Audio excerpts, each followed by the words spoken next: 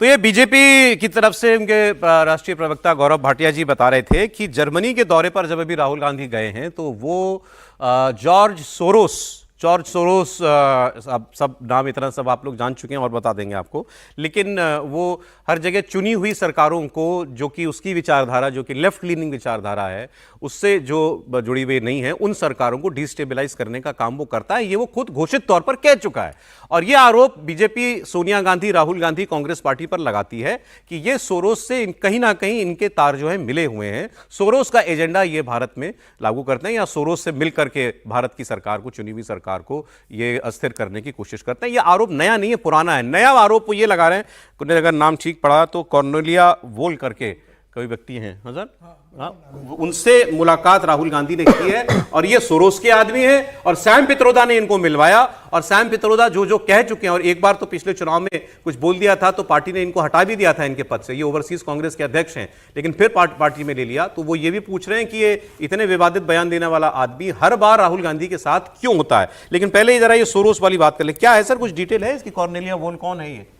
Sir ये funding देखते हैं सोरोस की सारी, और ये कहा जाता है कि सैम पित्रोदा के एकदम बहुत करीबी आदमी और भारत के अंदर जो भी गतिविधियां मतलब कांग्रेस करती है, जो मुद्दे उठाना है, जो करना है, इन्हीं के माध्यम से सत्यनारायण गंगाराम पित्रोदा जो सैम पित्रोदा है वो राहुल गांधी के पास भेजते हैं और राहुल गांधी उसे कांग्रेस के माध्यम से देश के अंदर इंप्लीमेंट कराने की कोशिश करते हैं।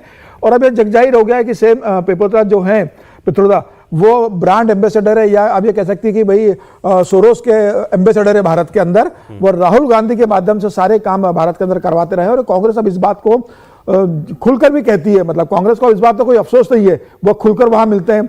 ओवरसीज ने जर्मनी का कार्यक्रम बनाया, लोकसभा का इतना महत्वपूर्ण सत्र चल रहा था, राहुल गांधी के लिए विपक्ष के नेता के रूप में पार्लियामेंट के मानसून शीतकालीन सत्र में रहना उचित नहीं था, लेकिन जर्मनी पर जिस तरीके से वहां पर उनको चर्चा करनी थी वो ज्यादा जरूरी था।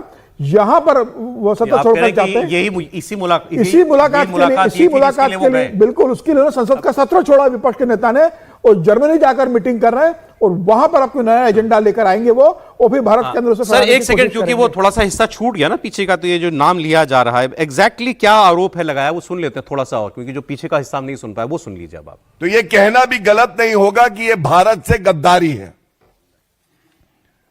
एक नेता प्रतिपक्ष का कोई भी कृत्य या वक्तव्य अगर भारत को कमजोर करता है तो यह बेहद ही शर्मनाक बात है और चिंताजनक बात भी है।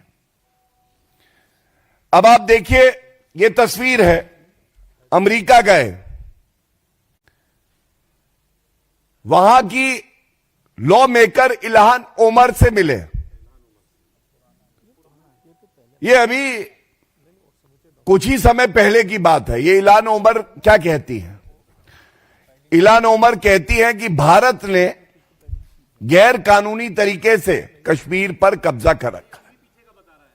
क्या मजबूरी है, क्या यह जरूरी है, क्या मंशा है नेता प्रतिपक्ष की कि वो इल्हान ओमर से मिल रहे हैं जो हमारे कश्मीर को, जो भारत का अखंड हिस्सा है, उसको कहती है कि जबरन कब्जाया हुआ है।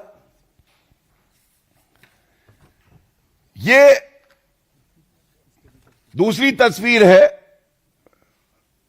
मुशीफिकुल हसन फजल, मुशीफिकुल फजल। ये देखिए, ये क्या कहते हैं? ये जमाते इस्लामी को आगे बढ़ाते हैं। राहुल गांधी देखिए साथ है उनके, और ये बार बार वक्तव्य देते हैं कि भारत में लोकतंत्र खत्म हो गया है। राहुल गांधी भी यही मानते हैं। तो जमाते इस्लामी जो भारत में प्रतिबंधित है, बैंड है।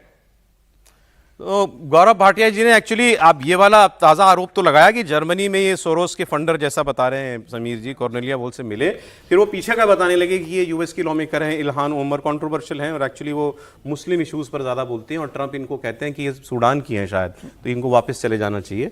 और एक उन्होंने जमाते इस्लामी के आदमी से मिलने का आरोप लगाया, लेकिन ये पूर्व की यात्राओं में जो आरोप है वो उन्होंने लगाया।